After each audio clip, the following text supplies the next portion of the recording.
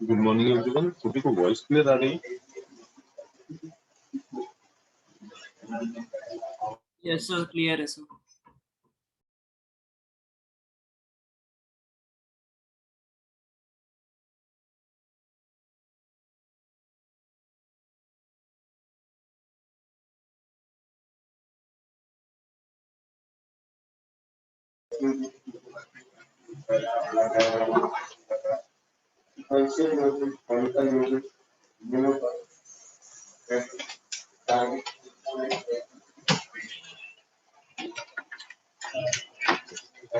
हाँ बेटा,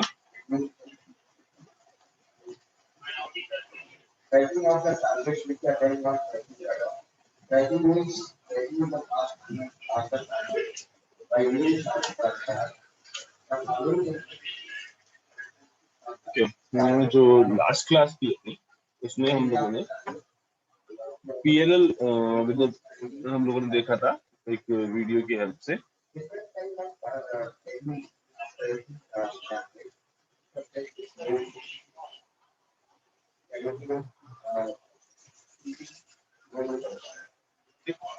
अच्छा, इन केस अगर पीएलएल में कुछ डाउट है या कुछ चीजें वीडियो देख के भी समझ में नहीं आएगी, हम लोग फिलहाल एक पीएलएल और एक बैलेंस लोड डिटेक्टर, ये दोनों चीजें हम लोग 1 बाय 1 ट्यूब में कंप्लीट करेंगे। ठीक, इसके लिए दिक्कत वाली कोई बात नहीं है, चीजें हम लोग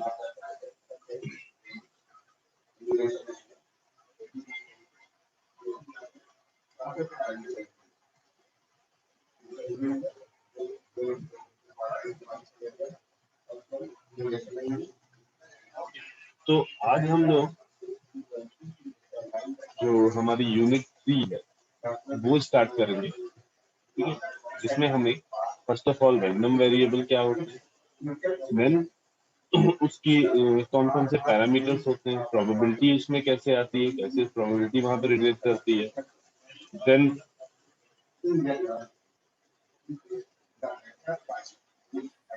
नॉइज डिफरेंट इफेक्ट कि जब तुम एंगल मॉड्यूलेशन की बात करते हो या जब तुम एम्पलीट्यूड मॉड्यूलेशन की बात करते हो तो डिफरेंट मॉड्यूलेशन, जब तुम ट्रांसमिशन करते हो तो ट्रांसमिशन के टाइम पे चैनल में जो नॉइसेस ऐड होती हैं उस नॉइस का क्या क्या इफेक्ट आता है। ठीक, तो वो नॉइसेस हमको यहाँ पे स्टडी करनी है।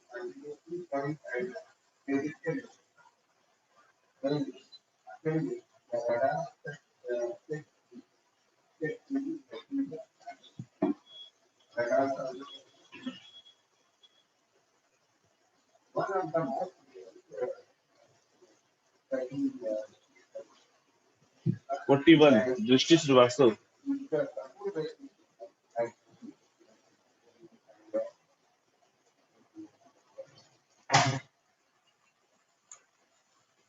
दृष्टि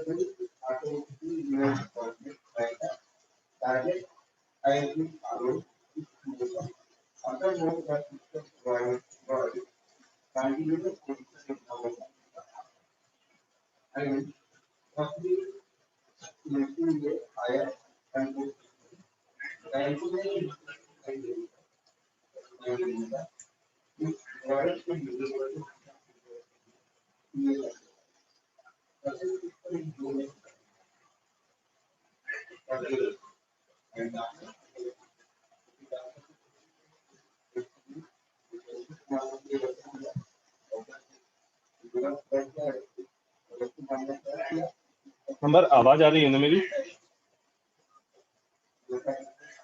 यस सर।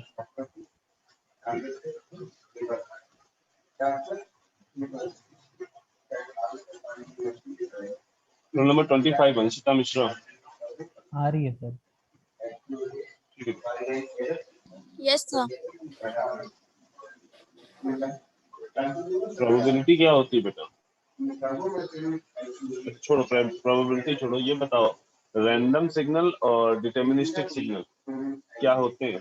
ये अभी रिसेंटली तुमने पढ़ा होगा सिग्नल में।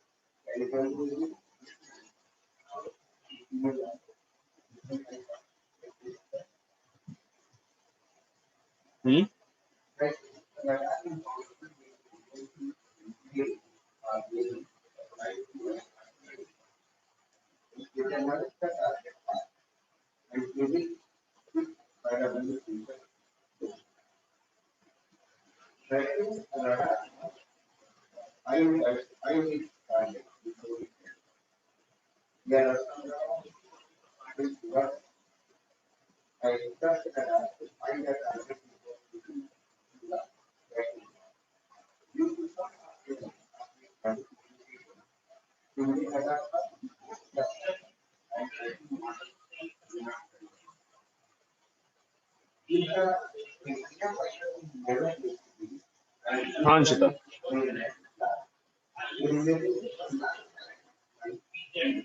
अंशिता रैंडम सिग्नल और डिटर्मिनिस्टिक सिग्नल्स क्या होते हैं?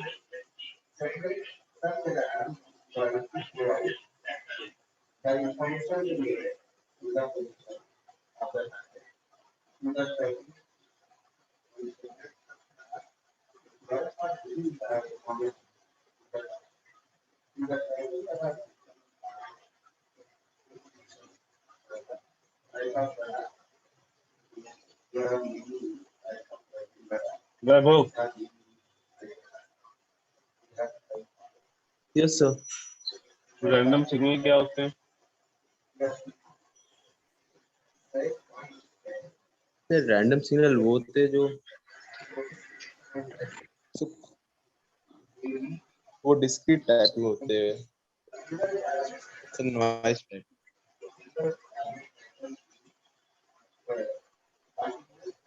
चलो ठीक। अच्छा, क्या अभी तक सिग्नल एंड सिस्टम में रैंडम और deterministic signal type of signals में रैंडम सिग्नल और डिटर्मिनिस्टिक सिग्नल नहीं पढ़ा है?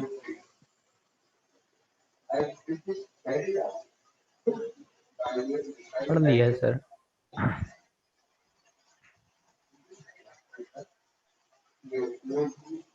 अच्छा, इन जनरल जो हम बात करते हैं रैंडम सिग्नल,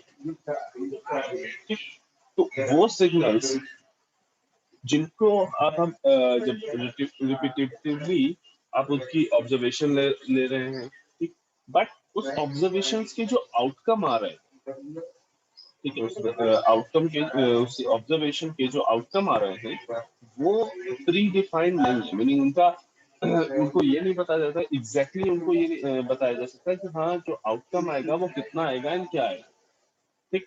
सेकेंड थिंग, उनको किसी एक मैथमेटिकल इक्वेशन से डिफाइन नहीं किया जा सकता,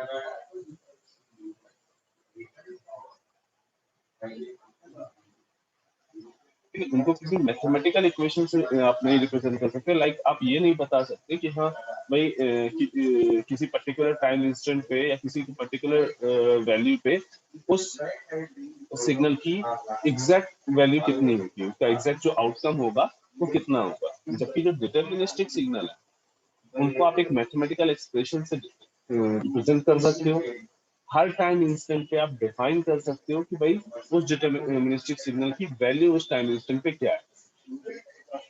लाइक तुम्हारा वेदर फोरकास्ट, ठीक है, मीनिंग कोई नहीं बता सकता है कि 1 घंटे बाद एग्जैक्ट टेम्परेचर कितना होगा।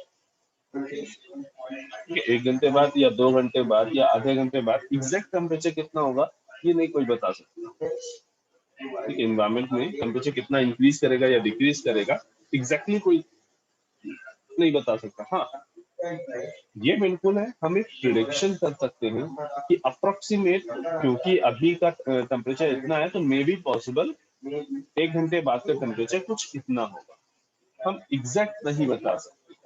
तो ये जो वेदर फोरकास्ट है, ये जो तुम्हारा टेम्परेचर ऑफ इन्वायरमेंट है, ये सारे कैसे हैं तुम्हारे रैंडम सिग्नल्स। इनके बारे में तुम कुछ भी डिटरमाइन नहीं कर सकते, एग्जैक्टली डिटरमाइन नहीं कर सकते। उसी तरीके से जो तुम्हारी नॉइस है, ठीक है, जब तुम चैनल स्टेब्लिश करते हो और अपने ट्रांसमीटर से रिसीवर की तरफ अपना सिग्नल सेंड करते हो, तो उस टाइम पे जो चैनल में आने वाली जो नॉइसेस है वो भी रैंडम है। वहां किसी को नहीं पता कि भाई कि चैनल में कितनी नॉइस कहाँ से कब और कैसे अगर करेगी और वो क्या इफेक्ट डालेगी हमारे कम्युनिकेशन पे, हमारे मैसेज सिग्नल पे। तो उन इफेक्ट्स को एनालाइज करने के लिए और उन इफेक्ट्स को नलिफाई करने के लिए हमें सबसे पहले ये पता होना चाहिए कि भाई जो ये नॉइस जो ऐड हो रही है रैंडमली, इसको हम स्टडी कैसे करें। तो उसको स्टडी करने के लिए हमें सबसे पहले क्या आना चाहिए कि भाई जो रैंडम सिग्नल या रैंडम वेरिएबल है वो उनको हम कैसे एनालाइज करते हैं, जबकि उनके बारे में कोई कोई भी चीजें नहीं पता होती, फिर भी हम कुछ प्रॉपर्टीज, कुछ पैरामीटर्स रखते हैं जिनकी हेल्प से हम ये फाइंड आउट कर सके, एक प्रिडिक्शन कर सके। ठीक, लाइक जो वेदर फोरकास्ट वाले होते हैं वो 2 दिन पहले का कंडीशंस अभी से बता देते हैं। ठीक, तो उनका वो प्रिडिक्शन होता है, एग्जैक्ट नहीं होता है कि हाँ भाई ऐसा वो उन्होंने कहा तो मतलब होगा ही होगा। ठीक, मे बी पॉसिबल होगा, मे बी नहीं होगा। ठीक है, अगर प्रिडिक्शन काफी अच्छा है तो उसके उस चीज के होने की प्रोबेबिलिटी ज्यादा है, प्रिडिक्शन कम अच्छा है तो प्रोबेबिलिटी उस चीज की कम रहेगी। ठीक, अब ये सारी चीजों की स्टडी करने के लिए भी तो वो कुछ ना कुछ पैरामीटर, कुछ ना कुछ तो एनालाइज करते होंगे, तभी तो वो बता पाते होंगे कि हाँ जो आज का टेम्परेचर है, जो कल का टेम्परेचर है वो कितना रहेगा। उसके लिए हमें पढ़ना होता है concept of random variable and random process. दोनों ही अलग अलग चीजें हैं। ठीक है, रैंडम वेरिएबल एक अलग चीज है, रैंडम प्रोसेस। तो सबसे पहले हम फोकस करते हैं रैंडम वेरिएबल। रैंडम वेरिएबल पे जाने से पहले हमें देखो, रैंडम वेरिएबल पे जहां बात प्रेडिक्शन की आ गई, जहां पे भी चीजें प्रेडिक्शन पे बात होगी वहां अल्टीमेटली तुम्हारी प्रोबेबिलिटी इंट्रोड्यूस हो जाती है। जहां पे भी प्रेडिक्शन की बात हुई, जहां पे भी तुम बात कर रहे हो किसी अनप्रेडिक्टेड इवेंट या एक्सपेरिमेंट के बारे में जानकारी देने के लिए, उसकी स्टडी करने के लिए, तो वहां पे आपको प्रोबेबिलिटी यूज करनी है।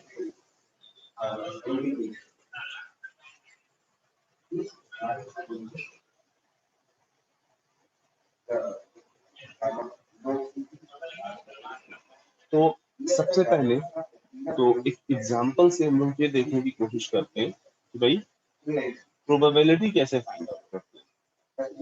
और हम ये मान के चलते हैं कि सभी ने 11th 12th में प्रोबेबिलिटी पढ़ी है और अप्रोक्स ये मान के चलते हैं कि हाँ सबको आइडिया इसका होगा। ठीक, जैसे हमारे पास दो पेयर कॉइन,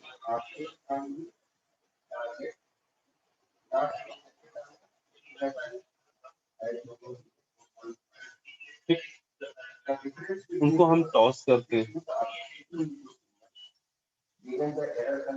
दो पेयर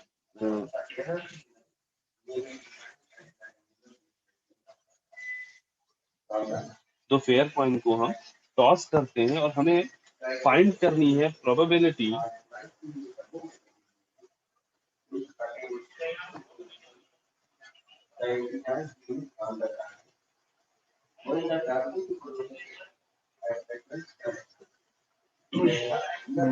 बस से इसको कॉइन न रहते, इसको भी हम डाइस ले लेते। ठीक, तो हमने डाइस लिए और उस दो डाइस फेयर डाइस लिए, उनको हमने टॉस किया है। अब हमें फाइंड आउट करना है कि sum of outcome of two dice is equal to 7। हमें ये चीज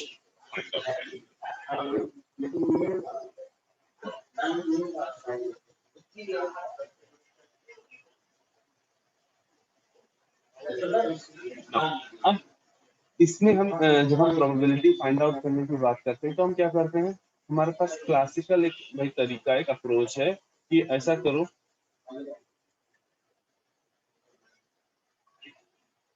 फेवर्ड आउटकम किसी पर्टिकुलर इवेंट की जब हम प्रोबेबिलिटी की बात करते हैं तो फेवर्ड आउटकम फाइंड आउट कर लो and total outcome find out.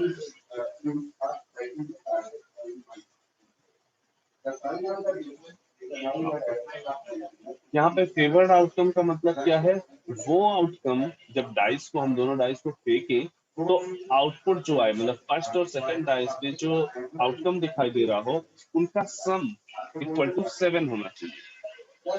ठीक, तो जिन जिन आउटकम्स में ये सम इज इक्वल टू 7 दिखाई देगा वो हमारे फेवर्ड आउटकम होगा।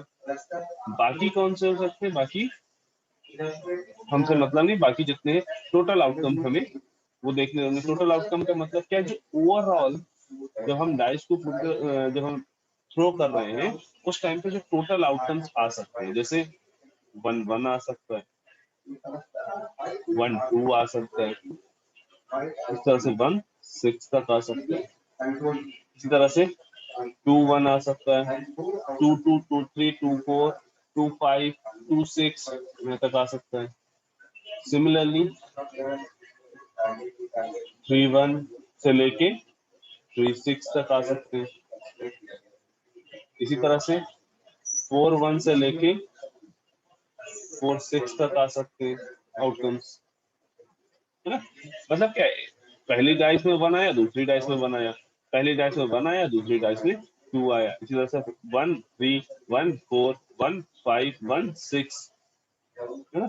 इसी तरह से 5-1 से लेके 5-6 तक, इसी तरह से 6-1 से लेके 6, टोटल कितने आउटकम आएंगे यहाँ,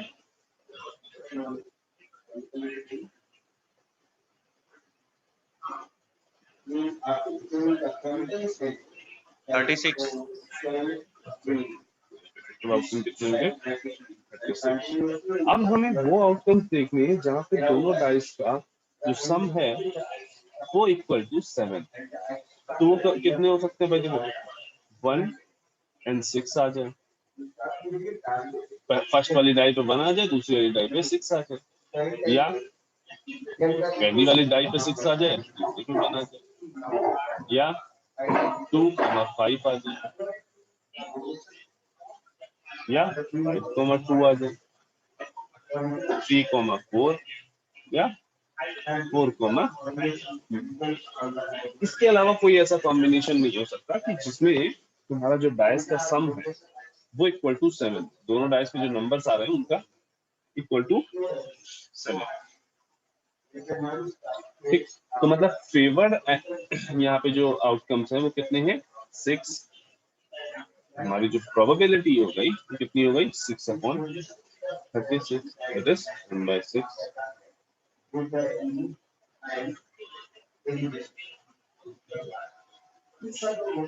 ठीक, इसी तरीके से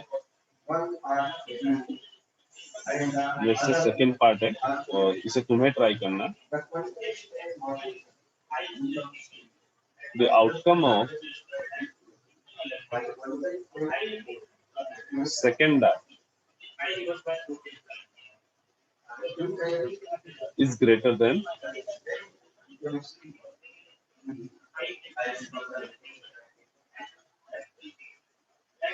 greater than the outcome of first die.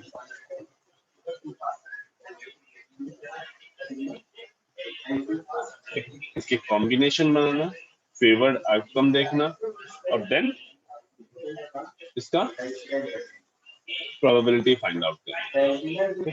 ये क्लास की लास्ट में हम लोग डिस्कस करेंगे। अभी वापस आते हैं इस एग्जांपल। अब देखो, जब हम प्रोबेबिलिटी पढ़े थे तो हमने इतनी चीजें पढ़ी, अब इनको हम रिलेट करने जा रहे हैं किस तरीके से हम रैंडम वेरिएबल की बात कर रहे हैं। ठीक है, अभी तक हम प्रोबेबिलिटी में इतनी ही चीजें जानते थे, ठीक, या कुछ प्रोबेबिलिटी की अपनी प्रॉपर्टीज जानते थे और भी चीजें जानते थे, लेकिन इन जनरल हम अभी केवल इतनी चीजें लेके चल रहे हैं। अब देखो, यहाँ पे कुछ टर्म्स हैं जो तुम्हें ध्यान रखना। पहला क्वेश्चन क्या कह रहा है, टू फेयर डाइस टॉस्ड। दो फेयर डाइस को हमने टॉस किया। ये बेसिकली क्या है, एक पर्टिकुलर एक्सपेरिमेंट किया गया जो कि एक रैंडम एक्सपेरिमेंट है, एक रैंडम फिनोमिना है। फेयर डाइस हैं अगर तो उनको टॉस करोगे तो तुम्हें पता नहीं होगा कि दोनों डाइस में 1 से 6 के बीच में कौन सा नंबर आ सकता है। राइट, रैंडम वेरिएबल है क्यों, क्योंकि ये रैंडम एक्सपेरिमेंट है। क्यों, क्योंकि भाई यहाँ पे तुम नहीं बता सकते कि इस एक्सपेरिमेंट को करने पे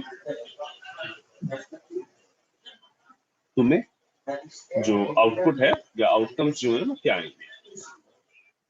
तो इन जनरल एक्सपेरिमेंट क्या हो गया, कोई भी रैंडम ट्रायल या ऑब्जर्वेशन क्या कहलाएगी, रैंडम एक्सपेरिमेंट। ठीक, अब इस एक्सपेरिमेंट के जो टोटल आउटकम आ रहे हैं, इस एक्सपेरिमेंट के जो टोटल आउटकम आ रहे हैं, इनका अगर तुमने एक सेट बना लिया फ्रॉम 1 टू 6, यानी जो 36 आउटकम टोटल आउटकम आए हैं, इसके सेट को रैंडम वेरिएबल की थ्योरी में हम बोलते हैं सैंपल स्पेस। मे भी कई लोगों ने ये टर्म्स भी पढ़े होंगे या प्रोबेबिलिटी पढ़ी होगी, तो इसको हम बोलते हैं सैंपल स्पेस, इस पूरे जो टोटल आउटकम आए। ठीक, और इसके जो सिंगल आउटकम है इस टोटल सैंपल स्पेस में, जो सिंगल आउटकम है, इसको बोलते हैं हम सैंपल पॉइंट। इसको हम बोलते हैं सैंपल पॉइंट। ठीक, ये तो था एक्सपेरिमेंट कि दो डायस टॉस की गई।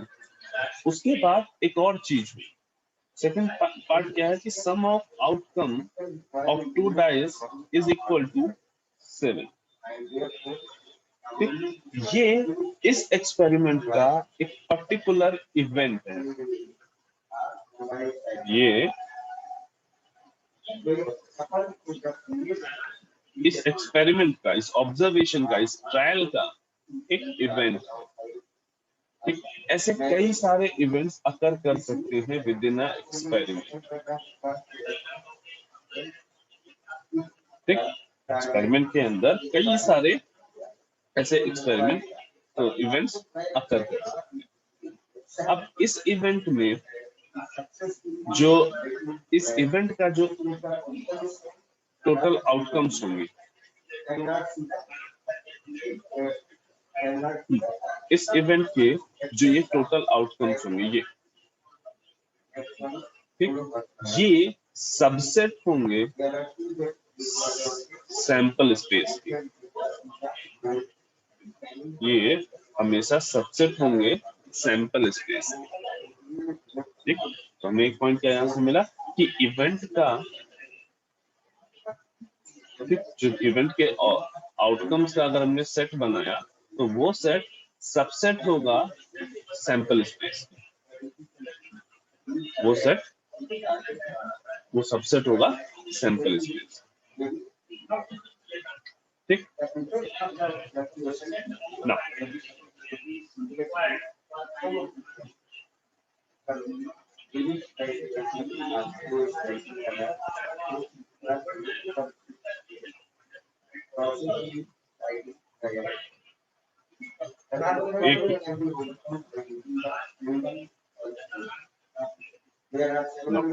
अब आते हैं वापस इस वाले पार्ट।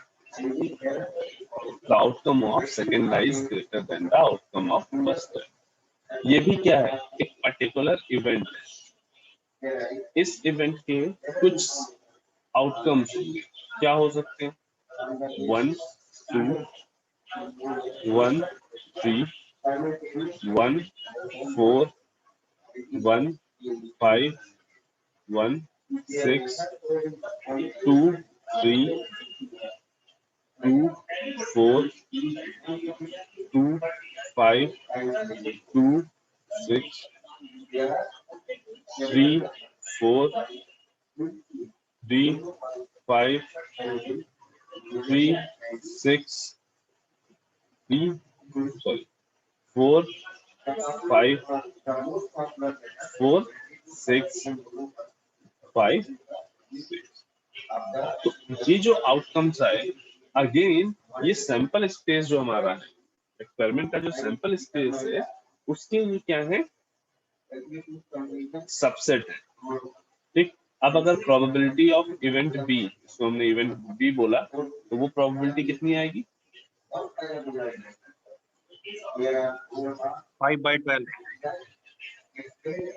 5/12 तो नहीं आएगा, 15/36 इक्वल टू 5/12। यहाँ तक में किसी को कहीं कोई डाउट?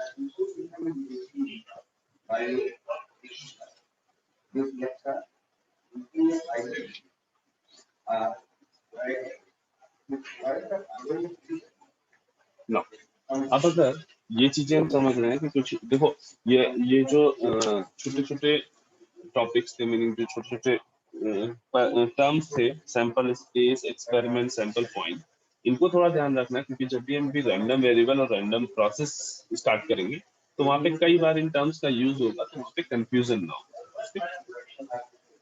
अब आते हैं हमारे रैंडम वेरिएबल।